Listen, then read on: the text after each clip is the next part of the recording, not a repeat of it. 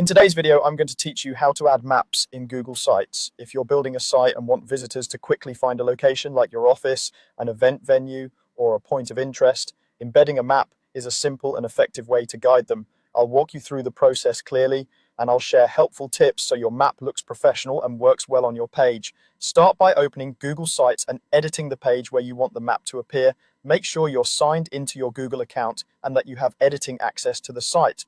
From your site's homepage, open your project, then navigate to the specific page. You'll know you're in editing mode when you see the site canvas and the toolbar with layout options.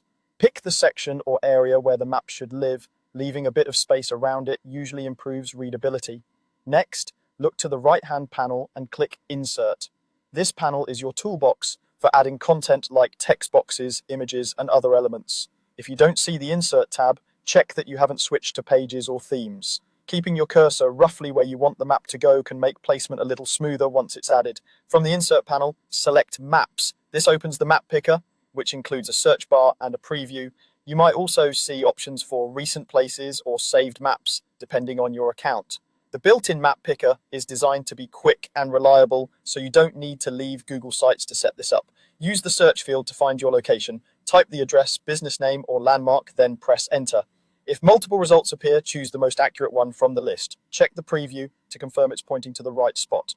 You can zoom in or out to set the level of detail, whether you want a neighborhood view or a broader city overview. If your first result isn't exact, refine the search by adding the city, state, or country for better accuracy. When the location looks right, click Insert to add the map to your page. The map will appear as a block that you can click and drag to reposition. Use the corner handles to resize it so it aligns nicely with your layout. Keeping it wide enough for clarity but not so large that it overwhelms your text usually works best. You can also place a short description nearby to tell visitors what they're looking at. That's it, your interactive map is now part of your Google site and ready to help people find exactly where they need to go.